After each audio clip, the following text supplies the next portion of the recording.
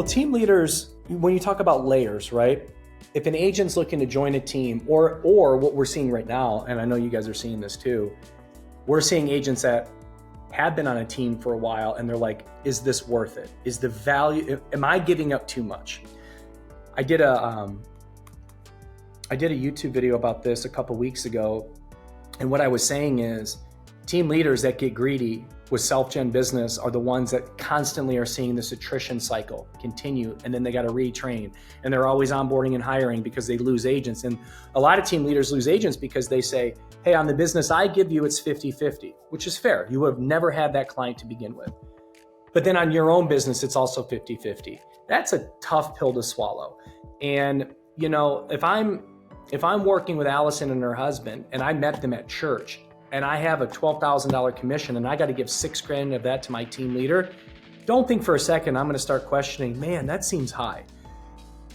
The way I look at things is, if I can provide you with a lot of business and just take a small cut of what you bring in as a byproduct of that, or your other sphere, then you're never going to leave.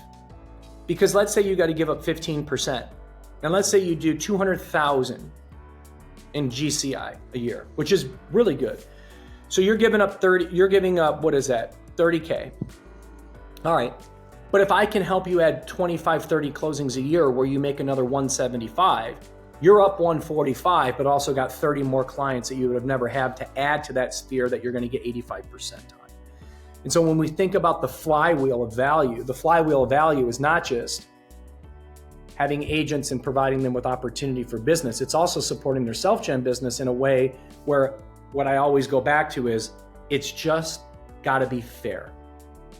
Be fair with the team leader, be fair with the agent.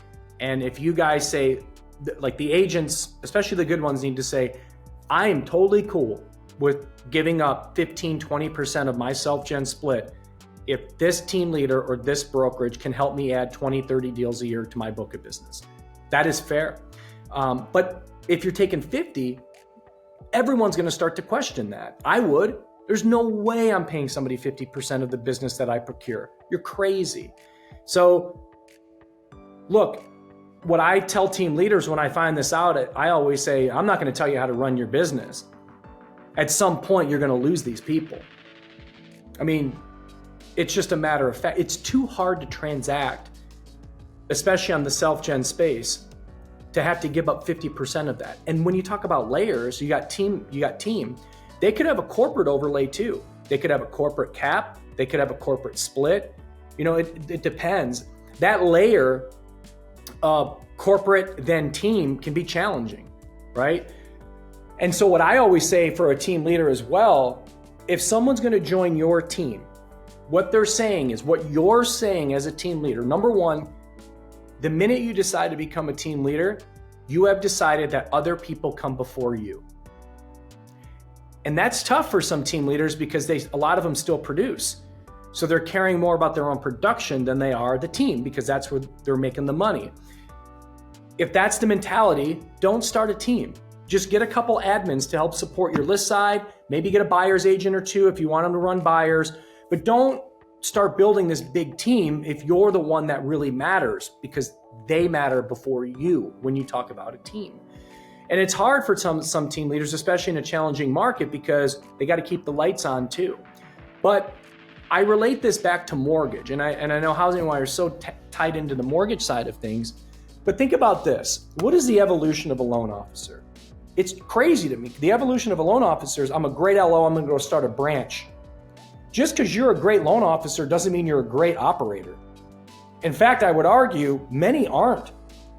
My best salespeople, I wouldn't trust them with a P&L to save their life. And they would laugh at that because they know I'm right. Just because you're great at sales doesn't mean you're a great operator. It doesn't. I myself, I look at things and I'm like, I need to improve here. I got to get better here. I should pay more attention to this stuff over here. But like the evolution of an LO and an agent is always, I got to start a team.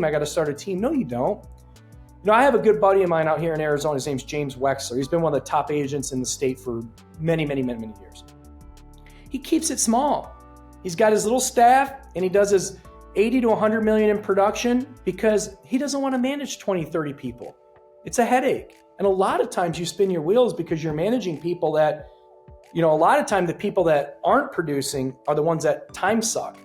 A lot of the ones that you're spending their time educating and training, they'll just never get it. So many team leaders spend so much time with people where you should say, I'm done. I'm not spending any more time with you because you're not doing the work.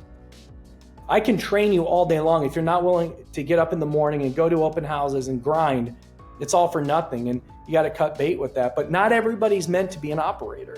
And when you decide to run a team, you're deciding to be an operator, whether that's in lending or whether that's in real estate.